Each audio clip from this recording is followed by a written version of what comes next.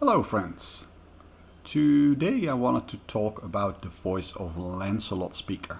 And since I built one, and since Alan posted a question on one of my sound clips that I posted of the speaker playing, I thought I'll better answer some of his questions through this and a bit make general comments on the Voice of Lancelot, because chances are nobody of you heard the speaker in real person. You don't know anybody who built it. The building techniques are a bit off the beaten path. You might not know what to expect, so I hope with this video to clarify some of that, and I'll give you some first-hand experience of what it's like, why you would actually want one, and you know how you can actually build one. So Alan's question was this. He says, I've been thinking about building a Voice of Lancelot, but I need more information. Janos assumes a level of expertise that I don't have. So how did you do it? Is there a compression driver aimed up through that hole on top? Is it slanted? Did you replicate the vol structure with the compliant sides? Which driver did you use? Is that a dialing amp? And I could go on. Thanks for any questions answered. Well, thank you for that question, Alan. I hope this video clarifies that a bit for you. First of all, how did I go? Well, I found Janos' channel. I had long been unsatisfied with how sound production went, and I wanted to do a amp build. I've been making headphone amps, tube headphone amps for about 4 or 5 years, and I wanted to actually sort of apply that skill to a speaker and have something in our living room that would just sound nice instead of the Adam monitor speakers that we used to run the show here with. So the way I started with this is I studied his videos first to just understand the concepts, and then I thought, you know what, I have no idea how this, how an active cabinet will sound. Will it sound colored? What is going, so let's just build something. So what I decided to do is build a box which is just a bass reflex, not anything complicated like Janos's build. And it was more of a monocoque structure, so it is sort of where Janos built a frame and then put the sides on, but I sort of integrated everything together. So it's just one thing, the frame plus the seal. A bit more like a car. It's just a monocoque structure where the skin contributes as much as the frame. And I just did that, and just a simple box. And I'll show you. This is that speaker. So it's just a simple box. And I put the woofer in there. The dimensions are quite close, maybe to Hiraga's 604 design. It's just it uses some of the similar techniques, but it's yes, it has all compliant sides. It has no damping whatsoever. I tried that, but it sounded really bad. As soon as I added just the tiniest amount of foam, it just sounded completely off. And this was sort of for me, and then the compression driver goes on top. I've removed it at the moment. Here it is, the compression driver. So that's how I started out. It was just basically I just started as an experiment. And as you know, an experiment never fails. It just has teachings, learnings, good, bad, doesn't actually matter. And I can really recommend that. A little bit of delusion also helps, just thinking that you can do it, because that gets you started and you'll tackle the problems along the way, because speaker building is an art of compromise. Everything is a trade-off, so you'll be making trade-offs. But the upside is, while you're making trade-offs that work in your room with your system.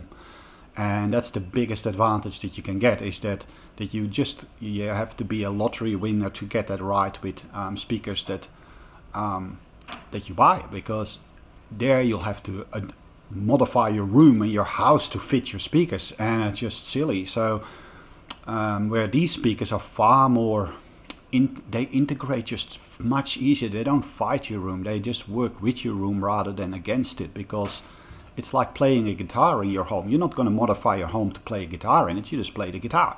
And so these speakers are much the same. They just play like an instrument would, and radiate to all sides as an instrument would. And there's more things to it with this speaker, but it's really built from an instrument maker's view. And that's Janos' starting point, very obviously. And it works. So you get an instrument in your home, and it just broadcasts the sound like that, and the music like that. And you can, even if you build one, you'll get a lot of experience before you, for example, move to your final player.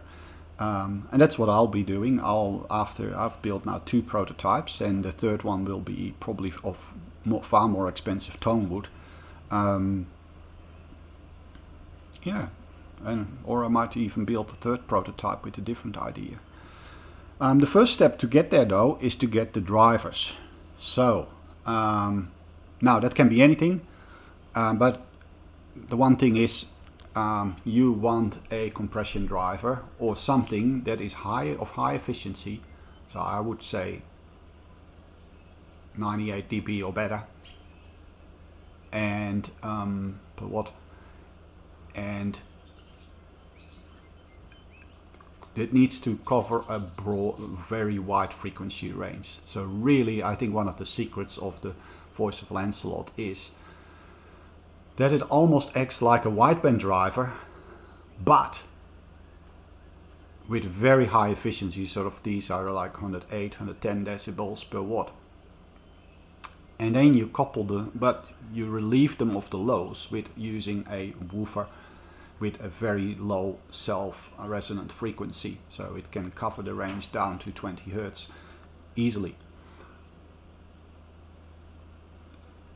But that is rarer to find in modern drivers. But anything that will do this, that will cover that wide frequency range, will do. So you have to either be a hoarder or have some patience to just scout whatever is on reverb.com or eBay or an audio forum or wherever you find these things for sale until the suitable drivers comes along. Until that time, it is open how big your case needs to be and so on. Like you just don't know what you'll be designing for. There is no fixed recipe, unless perhaps you go to something like this, Great Plains Audio, and you just get a compression driver and you get an Altec woofer and you're done. Which is a good option, but it's an expensive option. So I didn't go the expensive route, I went the cheap route. And so I ended up with a Altec 414, which is a 12-inch driver, which has the advantage that you don't need as large a case as with a 16-inch driver, like this Altec 515. So, if you're interested in mono, I would definitely go with. I might even go with a much larger cabinet than Janos even has, and go with a single 16-inch. One of the other things that you could consider, if you can't find a good compression driver, is maybe one of these widebanders. This is a Philips, and it is a 100 dB efficient driver. I just measured it. It's astounding. It actually sounds very good. So that is quite a good match for this about 100 dB efficient woofer, and you might actually be able to combine these two. So when I was sort of doubtful about a third prototype, it was because these might be another option to actually combine. And the advantage would be that here there's not such much of a discrepancy between efficiency between the two drivers, which means you don't have to attenuate the signal so much like you have to do for this driver. So yeah, I don't know how it will stack up. We'll have to try. So after you do that, you have the drivers. Then you can use a little program. Just for example, I use a program called AG Horn or Horn Resp or WinISD, where you'll just punch in all the parameters and you'll find out what the frequency response is about so, and you can, for example, see what the excursion is of your drivers. So we can see here, let's see, you got a maximum excursion at 1 watt of not even a millimeter. So while this is reaching about 100 dBs, the cone excursion is only less than 1 millimeter. So anyway, you'll need some kind of program to work out what the ideal sizes is for the drivers that you found. So yes. So I'll just go a little bit now through Alan's question. So he said, is there a compression driver aimed through that hole in the top? And so he's asking about this. And yes, that is a compression driver. That is in fact the compression driver that I just showed you. Is it slanted, he asks. Yes, it is. So this has about a 15 degrees, and reason being is I found that when I slanted this forward, I got a bit of the direct energy of the tweeter going directly towards me, and in a stereo setup that improved the pinpoint of the image quite a bit. And plus I think it's more natural, because if you're going to a concert or even an amplified concert, you'll hear some of the sound directly, while other sound reaches you via, the bulk of the sound will reach you via reflections. So this sort of mimics that. When Janos tried this, he said to me that he had a bit of a collapse in the mid bass, which I think is a bit of a result of cancellation from of the mid bass with his woofer, and so he didn't go there. But I didn't. I found the effect on just the overall experience, so that I kept this in. Also, in the way I've positioned this, you'll notice that the voice call, both voice calls are almost in line with each other. So this one is of course set back into the box, and this one is almost linearly above it. Not exactly, but it's quite close. And if you take into account the crossover point of around 700-800 Hertz, it's not that far off. Let's see, what was another question? Did you replicate his Voice of Lancelot structure with compliant sides? Yes, I did. There is no damping, there is no bracing. I'll show you what the construction is. So this is the construction. As you can see, you've got Merbau. I used Merbau, which is a very heavy hardwood. For the frame, I basically used screws and sealing for windows, so a silicon sealing to make sure that this was airtight, but also had some flexibility to it. And this is that integral monocoque structure that I used for the case. As you can see, screws, and the rest is done by adhesion. I used a tapered, unlike Janos's design. I didn't use a straight mass-loaded transmission line, but I used a tapered quarter wave, which operates much the same, but it just made sure that if you look at this, for example, this is the impedance graph of the speaker, that these ripples, which come from resonances in the transmission line, that they just were lower than in a straight transmission or in a bass reflex cabinet. So yeah, that's the construction. And the idea behind this is just using a very heavy wood sandwiched with a lighter wood just means that this thing doesn't have a single resonance frequency on which it can vibrate, because having those different densities, it just doesn't have a single resonance frequency on which it can vibrate. Plus this also helps because it is this is a varying length, so you can see how it runs out here, and then here also is a thing that makes the sound sort of go around. Later I added panels of wood here to bounce around the sound, so there's not much surfaces that are actually directly opposing each other. So that's the construction of that. I'll also show you the woofer that I used. Let me see. You can see some more pictures of the build. There's the top bit that guides the sound around. And here is the woofer that I used for my build. So that's the 14.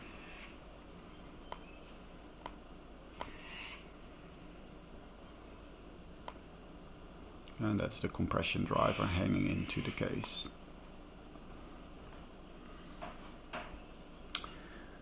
So that answers the questions, which driver did you use? Then your final question was, is that a Darling amp that I saw? Well, let's have a look. No, this is not a Darling amp. In fact, this is a push-pull amp, but this is a design that I've been working on. It is different in a way that actually it is a two-stage design, so you have a single-ended first thing, and it's coupled by via an interstage transformer that then splits the signal and also drives the push-pull output stage. And the nice thing about that is that these two have been configured so that they have very few third order or higher order components in their signal, which only leaves the second, which gets cancelled out because it's push-pull. And that means that the end stage takes over most of the characteristics of the driver stage, which means the amp sounds like this thing, not like these two. And unlike Janos' last video, I actually do use a shared cathode resistor, but I don't use a resistor, I use a rectifier tube. So this rectifier tube has the advantage that if one of these tubes would fail, the resistance is actually higher at lower currents, so the effects are not as disastrous as using a resistor that maybe heat up and even get worse and just blows out entirely. It uses a tube, and a tube just sounds way better than any resistor. And this way I can avoid using capacitors in the as well, which means this whole amp doesn't have any capacitors in its signal part and minimal resistors. There's only a couple of resistors just to suppress any resonances. And this one uses a filament bias, so it also doesn't have any, there's a very low value resistor in it and no capacitor.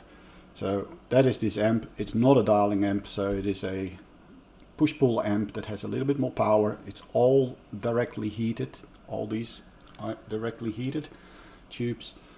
And that just makes, yeah, you get most of the best, almost the best of two worlds, sounding like a single-ended, but having the transparency and the bandwidth of a push-pull transformer. So it's very close to single-ended. So that is my amp that drives this, and yes, of course, in the end, this one was built just by itself, just based on the design that I wanted, and the speakers and its crossover were designed to fit the room and fit all the other characteristics. So the optimizing basically happened here in the crossover for the speaker. And as you can see, I used quite thick gauge wires for something that is only a couple of watts, and speak-on connectors to get it all connected. So, Alan, I hope that answered your question, and I hope for others that are also watching this video and wanted to maybe know a little bit more about this type of speaker, that you got some of the questions answered. So really, the learnings that I had from this speaker is that no active cabinet doesn't sound weird at all. it in fact adds something that no other speaker can, and that is, I hardly hear any speakers that can do the body of a piano, the soundboard, the wood vibrating. You know, when you stand next to a standard piano, you hear the whole thing. You hear the whole guitar, you hear the whole violin, and this speaker is, even with drums, you just feel that it has a container like you would, and a lot of speakers, they just have, yes, you can hear the snares over the drum skin, or you can hear the fingers risping, you know, going over the guitar strings, but there's no body. And with this speaker, it feels far more like an integrated. It can do that. It can do a bass, a double bass. It can do a guitar. It can do a piano incredibly. So, and I think that is really because of the active cabinet. It sets it in a room that is far more, in a way that is just far more tangible.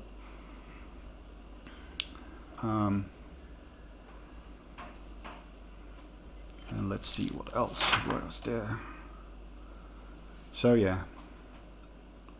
Also, the 12mm plywood that I used, it's strong enough to hold the driver. There's really no issue. I wouldn't see any issue even having heavier drivers. As I said, these are quite heavy anyway. This is I mean, this is 11.4 kilos.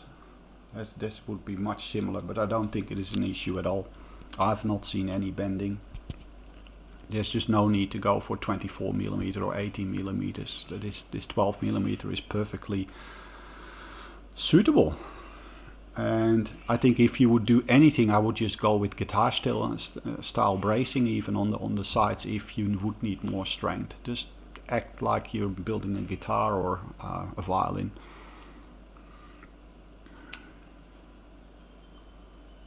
Well, that concludes this video. I hope you got something out of it. Thank you for listening all the way through. And if you have any questions or comments, please leave those in the description and I'll try to go back. I might answer you there, or I may make a new video. And yeah, fire away if you have something. Thank you for listening. Have a great day. Bye bye.